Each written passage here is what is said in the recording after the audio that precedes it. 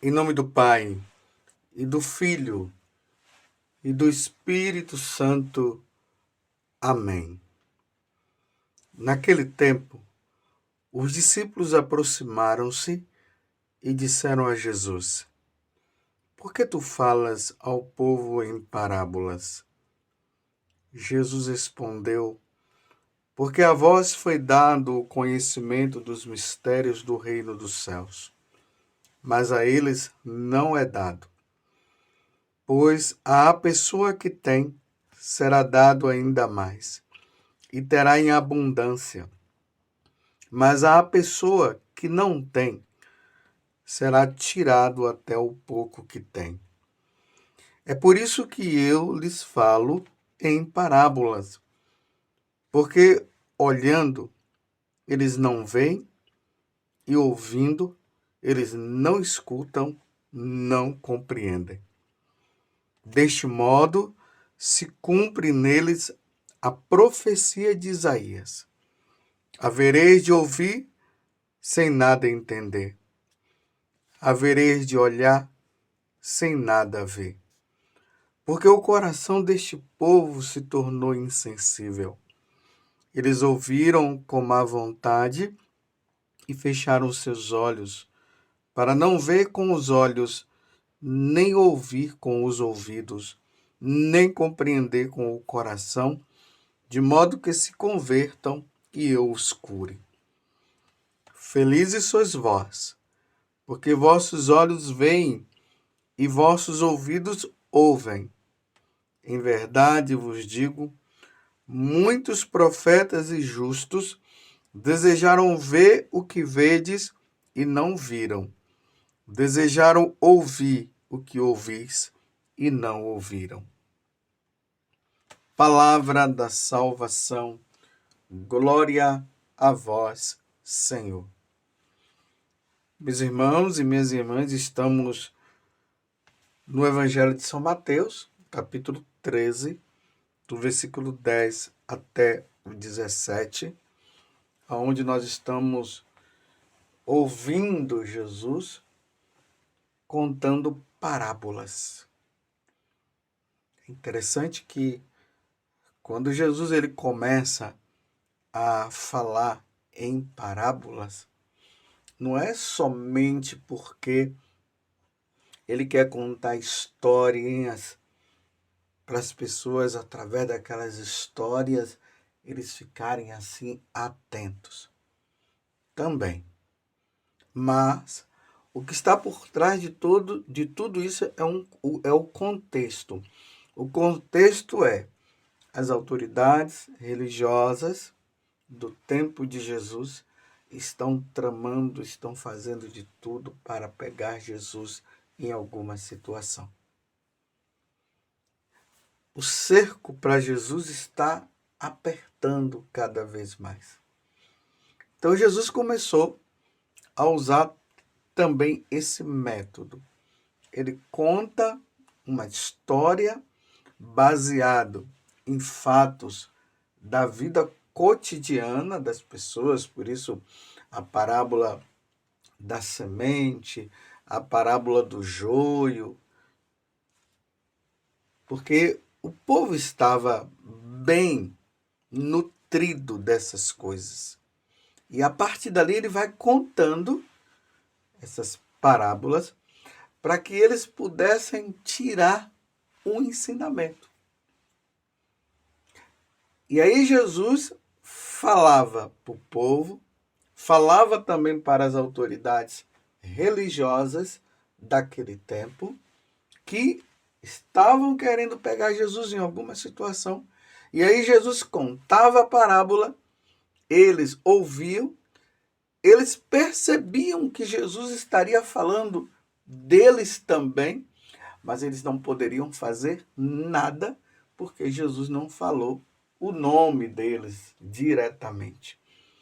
Chega um momento que Jesus ele fala diretamente: ai de vós, fariseus, ai de vós, escribas. Mas nesse momento que está se aproximando também o tempo de Jesus ser preso, ele começa a falar em parábolas. Você está entendendo? Por isso que quando os discípulos perguntam a Jesus, por que tu falas ao povo em parábolas? É importante aqui notar uma coisa. Ao povo, Jesus está falando em parábolas, mas quando estava com os discípulos, eles explicavam. Ou melhor, Jesus explicava para tirar qualquer dúvida deles em relação ao que estava sendo falado. Aí Jesus responde, porque a vós foi dado o conhecimento dos mistérios do reino dos céus, mas a eles não é dado. A eles quem? As autoridades que estavam querendo perseguir Jesus, porque eles tinham um coração fechado. Eles não queriam abrir o coração. A parábola, ela também desperta uma curiosidade para depois a pessoa ficar ali raciocinando, pensando o que é que ele quis dizer, e aí eles vão chegando a uma conclusão. Aí Jesus continua, é por isso que eu vos falo em parábolas, porque olhando eles não veem, e ouvindo eles não escutam e nem compreendem. Deste modo, se cumpre nele a profecia de Isaías. Aqui é importantíssimo o que Jesus vai dizer agora. Havereis de ouvir sem nada entender. Havereis de olhar sem nada ver, porque o coração deste povo se tornou insensível. Agora eu trago isso para a nossa vida, meus irmãos. É assim que o mundo está. Infelizmente, é assim que o mundo está.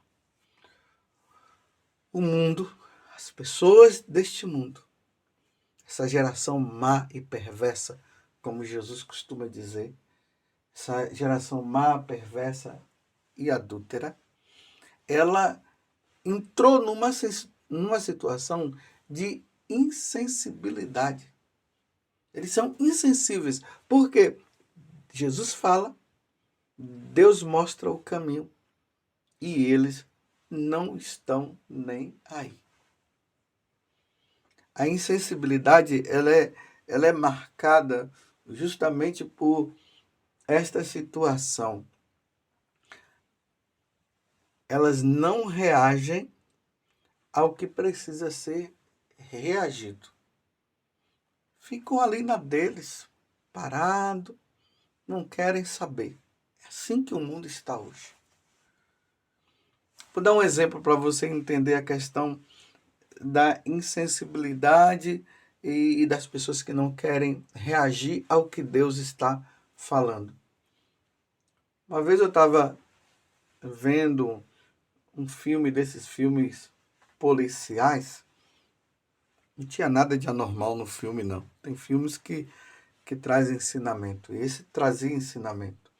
E é justamente aqueles policiais que, quando acontecia a morte de alguém, eles precisavam descobrir quem havia assassinado aquela pessoa.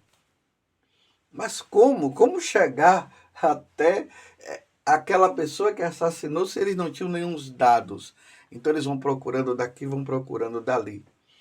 E tem sempre um momento que passa a pessoa que foi morta, e ali eles estão fazendo, né? Observando, vendo as coisas e tudo mais. E é interessante que a pessoa que estava ali morta, porque é só o corpo, porque a alma ela saiu do corpo. Então a pessoa ela não pensa, ela não fala, ela não reage. Então eles poderiam fazer qualquer coisa. Por exemplo, fazer um corte. Não mexia. Dar um tapa no rosto. Não mexia. Jogava para cima, se tivesse de jogar. Caía no chão. Nada. Reação nenhuma. É assim que o mundo está. As pessoas estão mortas. Elas estão mortas para as coisas que são referentes a Deus. Deus fala, Deus mostra, e a pessoa não está nem aí. Mas reagem às coisas do mundo. Tudo que é referente a Deus, não há mesmo uma reação às coisas de Deus. Se Deus fala para viver os mandamentos, a pessoa não quer viver os mandamentos. Se Deus chama para viver os sacramentos, a pessoa não quer viver os sacramentos. Se Deus diz fuja do pecado, a pessoa não foge do pecado. Mas quando se refere às coisas do mundo, a sensibilidade é muito grande. Você vê que há uma abertura ao pecado. Há uma abertura do coração do ser humano à ofensa a Deus. Por isso que é um povo insensível. Recentemente, vou dar um exemplo para vocês perceberem melhor. Recentemente, uma mulher veio conversar comigo, dizendo do problema que ela estava vivendo no matrimônio. Que ela não é casada na igreja, mas ela e o esposo até que rezam tudo, mas precisaria ver essa situação. No momento eu me senti sensibilizado e eu disse para a mulher, faz o seguinte, chama lá o seu companheiro, porque não é esposo, e vem aqui para nós conversarmos.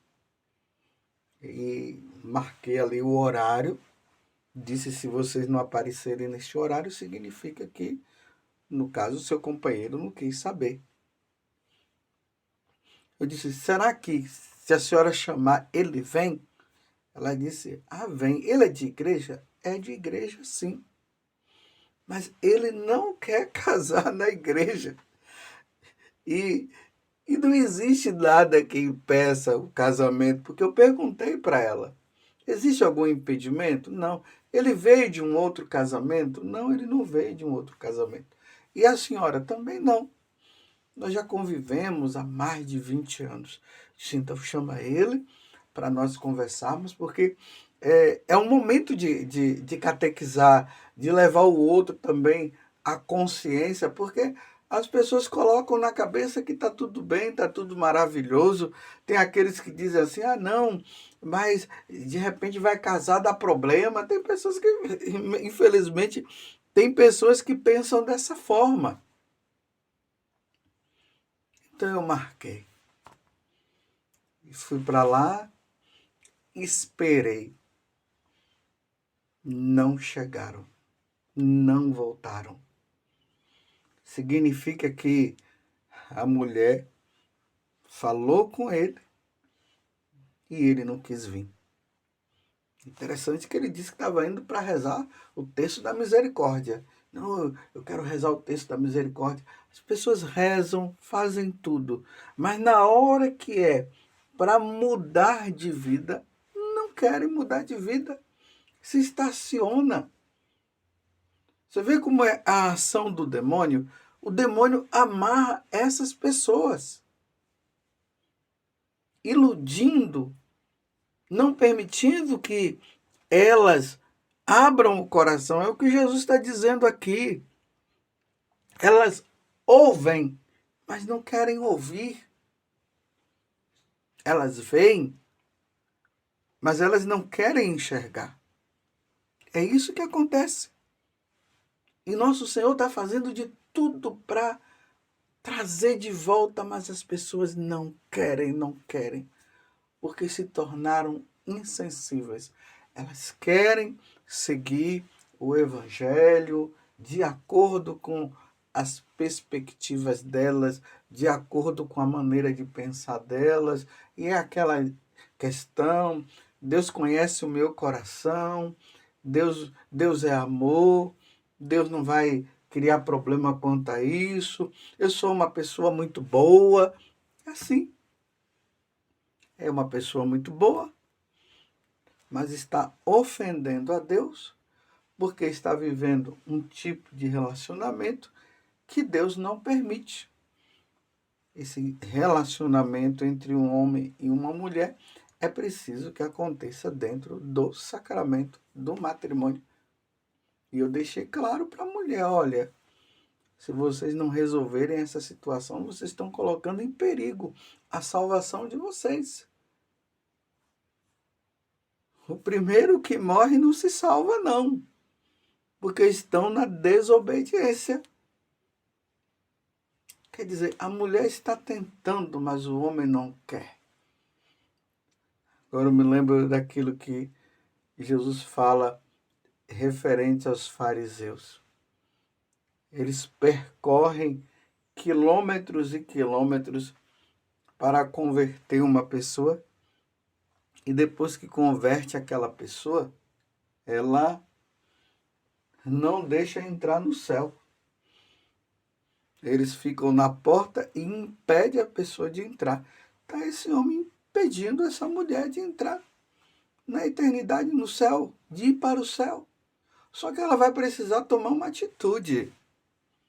Ela vai ter que chegar para ele e vai dizer para ele, olha, meu bem, se o nosso relacionamento não é aprovado por Deus, porque nós não somos casados na igreja, e nós podemos casar na igreja, é só procurar o pároco lá e conversar com ele e marcar o casamento. E se houver alguma preparação que ele peça, a gente faz a preparação. E você não quer, então eu vou ter que me afastar de você. Porque eu não posso fazer você pecar e você não pode me fazer pecar.